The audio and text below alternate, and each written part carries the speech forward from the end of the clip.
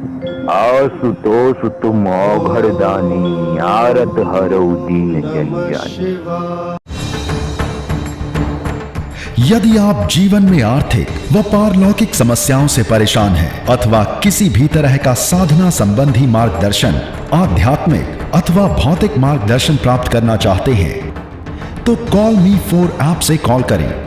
Download करें call मी 4 app और search करें विश्वनाथ अघोरी, रहस्यों का सौदागर, विचारों का समंदर। आज मैं आप सबको शिव की साधना बताने वाला हूं, और एक ऐसी साधना जिसमें शिव के प्रत्यक्ष दर्शन संभव है। असंभव कुछ नहीं होता है, बस इंसान की क्षमता के ऊपर निर्भर करता है कि उसमें क्षमता कितनी है उस व्यक्ति के अंदर। यदि उसमें क्षमता है तो सब कुछ संभव है। और सबसे पहले अपने मस्तिष्क में ये विचार को बिठा लेना कि असंभव कुछ नहीं है, तभी वो कोई चीज कर पाएगा। यदि आपके अंतर मन में ये बात बैठी रही कि कैसे संभव है, कलयुग के समय में कैसे संभव है शिव के दर्शन, तो आप वो नहीं कर पाओगे, क्योंकि आपके अंतर मन में वो बात बैठी हुई है। इसलिए सबसे पहले तो यकीन आपको दिलाना होगा अपने आप को, और यकीन दिलाने के लिए आपको सबसे पहले वो प्रमाण देखने होंगे जिन प्रमाणों के अंतर्गत कलयुग में ऐसी सिद्धियां की हैं लोगों ने। तुलसीदास को ले लीजिए, तुलसीदास जी ने हनुमान जी के दर्शन किए हुए, तो सब संभव है, असंभव कुछ भी नहीं है। त्रेता, द्वापर, सतयुग, कलयुग, चारों युगों में हम थे, हमेशा से हम थे और आज भी हम, और सारी शक्तियां, महाशक्तियां चारों युगों में थी, तो असंभव कुछ भी नहीं है, आज भी संभव है। बशर्ते वो पद्धति आनी चाहिए इंसान को, वो क्रियाएं आनी चाहिए जिनसे ये संभव है। और हर ऐसी क्रिया को एक भय के आवरण में छुपा के रखा गया है, एक डर के आवरण में छुपा के रखा गया है, ताकि आप कभी उसका भेदन न कर पाओ और किसी गलत व्यक्ति के हाथ वो चीज ना लगे। तो मैं वो विधान बताने वाला हूँ जिससे शिव के प्रत्यक्ष दर्शन किए जा सकते हैं। यानी कि ये स्थिति है दूसरे चरण की। 4 चरण है: ध्यान, अर्ध प्रत्यक्षीकरण, प्रत्यक्षीकरण, पूर्ण प्रत्यक्षीकरण। जो इसमें विधान है ये अर्ध प्रत्यक्षीकरण स्थिति का विधान है। तो विधान बताता हूँ, साधना बताता हूँ, इसके बाद और भी जानकारियां आगे दूंगा कि किस तरीके से ये संभव है। साधना सोमवार से करनी है। सबसे पहले तो एक शिवलिंग देखिए, अगर कोई मंदिर है आपके घर के पास तो आप ये साधना वहां भी कर सकते हैं। यदि मंदिर नहीं है तो आप सबसे पहले तो एक नर्मदेश्वर शिवलिंग यानी कि काले शिवलिंग को लाइए और उनका सबसे पहले पूजन कीजिए। पूजन किस प्रकार से करना है, साधना सोमवार से आप शुरू करेंगे, 41 दिन लगातार आपने ये साधना करनी है। काले शिवलिंग को सबसे पहले ओम नमः शिवाय का जाप करते हुए स्नान कराएं, इसके बाद दूध से स्नान कराएं, इसके बाद फिर जल से स्नान कराएं, और जो उन्हें स्नान कराने वाला जल है उसको किसी पात्र में एकत्रित कर लें। एकत्रित करने के बाद एक तरफ रख दें। इसके बाद शिवलिंग के ऊपर थोड़ा सा घी ले लें अपने हाथों में, ऐसा घी जो जमा ना हो, तरल की तरीके से हो। उसे थोड़ा सा गर्म कर लें, हल्का सा गर्म होगा तो तरल जैसा होगा, लेकिन ज्यादा गर्म ना हो। तो जो घी है उसको आप अपने हाथों से शिवलिंग के ऊपर मर्दन करें, यानी कि मालिश करें, और ओम नमः शिवाय का उच्चारण करते रहें। अपनी चेतना को जोड़ लें, ओम नमः शिवाय, ओम नमः शिवाय, ओम नमः शिवाय, ओम नमः शिवाय, और घी का मर्दन करें शिवलिंग के ऊपर। इसके बाद आप शिवलिंग के ऊपर भस्म लगाएं। आप अगर अघोर पद्धति से नहीं है या आप तामसिक क्रियाएं नहीं कर सकते हैं तो आप प्राकृतिक तरीके से उनके ऊपर अगरबत्ती की भस्म को लगाएं। लगाने के बाद उनका तिलक करें, त्रिपुंड तिलक बनाएं। तिलक बनाने के बाद त्रिपुंड करने के बाद उन्हें सामने रख लें। रखने के बाद नित्य आपने अगर गुरुमंत्र है आपके पास तो एक माला गणेश, एक माला भैरव जी, एक माला अपने गुरुमंत्र को करने के बाद नित्य 108 माला जाप करें ओम नमः शिवाय शिव पंचाक्षर मंत्र की। और इसके बाद एक पाठ करें शिव तांडव स्तोत्र का। शिव तांडव स्तोत्र भी सबको पता होगा, और जिन्हें नहीं पता है तो वो शिव तांडव स्तोत्र लिख के गूगल पे ढूंढ सकते हैं, क्योंकि बहुत सारे अत्याधुनिक लोग हैं जिन्हें शायद ना पता हो। तो शिव तांडव स्तोत्र और शिव पंचाक्षर मंत्र ओम नमः शिवाय, ये क्रम आपको रोज करना है, सोमवार से शुरू करना है। ये क्रम आपने 41 दिन तक लगातार करना है। नित्य आपको 108 माला जाप करनी है ओम नमः शिवाय इस क्रिया को करने के बाद। इसके बाद 2-4 दिन बाद आपके सिर में तीव्र खिंचाव होने लगेगा और आपको लगेगा कि आपकी दोनों कनपटियों के बीच में एक तरल पदार्थ बह रहा है और आपको एक वैराग भाव आने लगेगा। इसके बाद स्थिति ऐसी हो जाएगी कि आपको अगर कहीं से शिव या ओम नमः शिवाय या शिव का कहीं पे गाना भी सुनाई देगा तो आपके शरीर में तरंगें दौड़ने लगेंगी और आपको ऐसा लगेगा जैसे आपके आसपास शिव हैं। और जब ये स्थिति बढ़ती चली जाएगी आपकी, तो 41 दिन के अंदर ही एक अवस्था ऐसी आ जाएगी जब आपको खुली आंखों से सामने साक्षात एक आकृति दिखाई देगी शिव की, और वो आकृति आपको दिखाई देगी। और जब आप बात करोगे तो आपके कानों में भी वो, यानी आपके मस्तिष्क में वो एक आवाज सुनाई देगी आपको। वो आवाज बड़ी शून्य अवस्था की है। आप अगर उन्हें देखोगे, आप प्रणाम करोगे कि महादेव प्रणाम, तो आपको वो आवाज बिल्कुल अलग तरीके से सुनाई देगी। आपको सुनाई देगा कि किस तरीके से वो आवाज आपके कानों में आ रही है। वो आवाज सुनने के बाद आपको एक जानी पहचानी एक अलग सी आवाज सुनाई देगी, बिल्कुल शून्य। आप अगर प्रणाम करोगे अंतर मन से तो आपको बड़ी गहरी आवाज आएगी, खुश रहो पुत्र। एक ऐसी आवाज जिसमें ना मोह है और उसकी आवाज में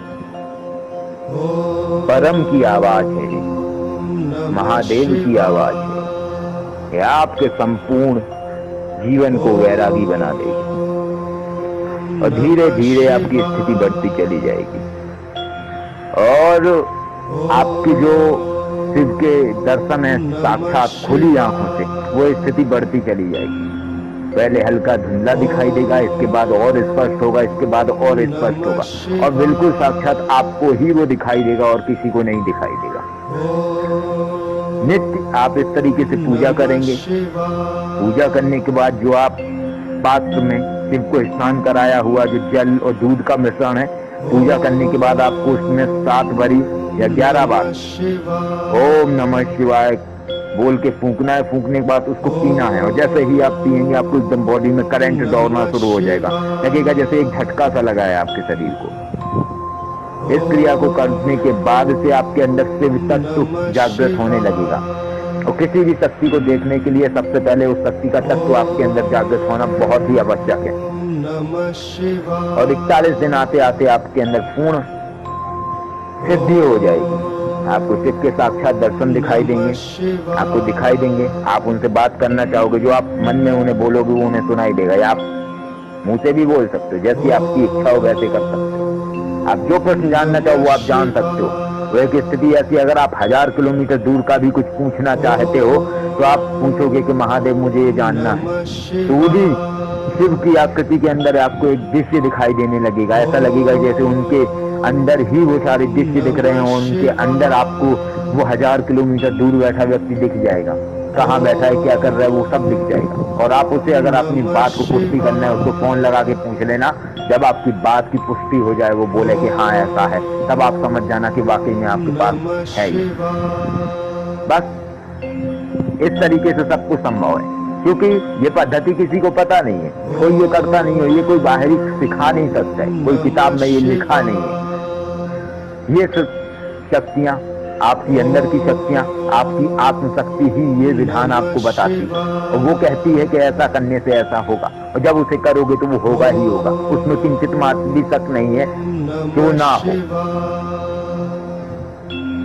बस कोशिश करनी है कि आपको जब ये सिद्धि मिल जाए, तो आपका कोई व्यक्ति अगर करीबी है और वो आपसे ईर्ष्या लगता है या गलत विचारों वाला है, तो आप उसे ये अनुभव नहीं बताओगे कि आपके पास ऐसी चीज आ गई। आप उसे ही ये बात बताओगे जो आपकी बात का मजाक ना उड़ाए, क्योंकि जो आपकी बात का मजाक उड़ाता है व्यक्ति, यदि आप उसको ये बता दोगे तो वो धीरे धीरे धीरे धीरे दिखने बंद हो जाएंगे और इसके बाद दोबारा से आपको वैसे ही साधना करनी होगी और ज्यादा कठिन तरीके से, तभी आपको वो दिखाई देगी। और ये जो मैं बातें बोल रहा हूँ और जो मैं इस शिव का प्रत्यक्षीकरण विधान बता रहा हूँ, ये मैं कर चुका हूँ आज से 3 साल पहले, और पूर्ण प्रमाणित है, पूर्ण अनुभव, पूर्ण बात है ये।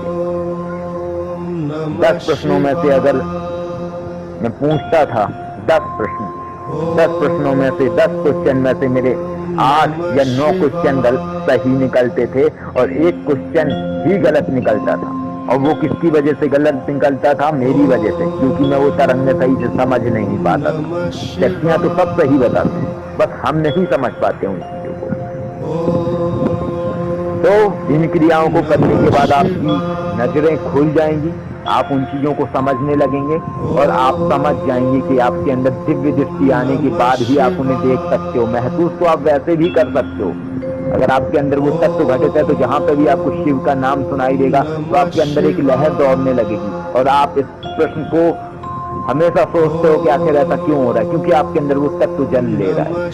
जब आप इसको बढ़ा दोगे तो वो तत्व आपके अंदर पूर्ण रूप से आ जाएगा।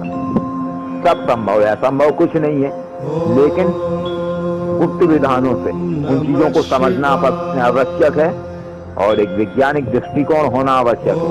अगर आप एक तांत्रिक साधक हैं तो आपको वैज्ञानिक होना भी आवश्यक है और साथ में मनोचिकित्सक होना भी आवश्यक है, यानी कि आपको इंसान की गतिविधि पता हो।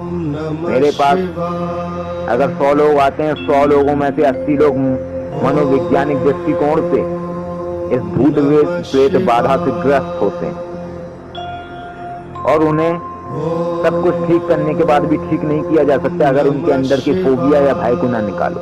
तो मुझे उस तरीके से उनके साथ पेश आना होता है, तब मैं उन्हें ठीक कर देता हूँ। तो कुशल बनने के लिए आपको हर चीज आनी चाहिए और आपका विश्लेषण करने का जो पहलू है वो बहुत गहरा होना चाहिए, तभी आप सफल हो सकते हो। और ये वो अद्भुत शक्तियां हैं जिनको अगर आपने अपने अंदर जागृत कर लिया तो किसी चीज की कमी नहीं होगी, ना पैसे की ना किसी चीज की। बशर्ते आप कैसे उन चीजों का इस्तेमाल करते हो ये आपके ऊपर निर्भर करता है। हर व्यक्ति का मस्तिष्क एक जैसा होता है, एक भिखारी का भी दिमाग और एक राजा का दिमाग समान तरीके से होता है, लेकिन उनकी कार्य क्षमता अलग होती है। वो भिखारी क्यों है, वो राजा क्यों है? क्योंकि उनके सोचने का नजरिया अलग है। जब आप इन चीजों को विकसित कर लेंगे तो आप अपने आप को जान जाएंगे और अपने अंदर छुपी हुई अद्भुत शक्तियों को जान जाएंगे। आपके अंदर वो अद्भुत शक्तियां हैं, मनुष्य के अंदर वो अद्भुत शक्तियां हैं जो पूरा ब्रह्मांड हिला सकती हैं। हमारे ऋषि भी मनुष्य ही थे, फिर उनमें सामर्थ्य कैसे आ जाता था करोड़ों सालों तक जीवित रहने का। विश्वामित्र राम की वंशावली में बहुत पहले से थे। त्रिशंकु हरिश्चंद्र के पिता, उनके भी गुरु थे विश्वामित्र, और उनके आने वाली पीढ़ी में राजा रघु और उसके बाद तमाम राजा दशरथ और फिर राम। इतने लंबे समय तक कैसे जीवित रहे विश्वामित्र? आखिर क्या था उनके पास? क्योंकि उन्होंने अपने अंदर की शक्तियों को जागृत किया, परम शक्तियों से उन्होंने जोड़ा और सारे विधानों को बदल दिया। तो आवश्यकता है आपकी उन चीजों को समझने की। आप कैसे उन चीजों को समझते हो? जब आप समझ जाओगे तो इम्पॉसिबल जो शब्द है इसका कहीं भी आपके जीवन में कोई महत्व नहीं होगा, क्योंकि असंभव कुछ भी नहीं है इस दुनिया में। बस जरूरत है आपके सही मार्गदर्शन की और सही राह पकड़। आशा करता हूँ ये वीडियो आप सबको पसंद आया होगा। अगर आपको पसंद आया है तो लाइक कीजिए, पसंद नहीं आया तो अनलाइक कीजिए। हमारा चैनल अच्छा लगता है सब्सक्राइब कीजिए, नहीं लगता है अनसब्सक्राइब कीजिए। जैसे मर्जी वैसे कीजिए। जय श्री कृष्ण। नमः शिवाय।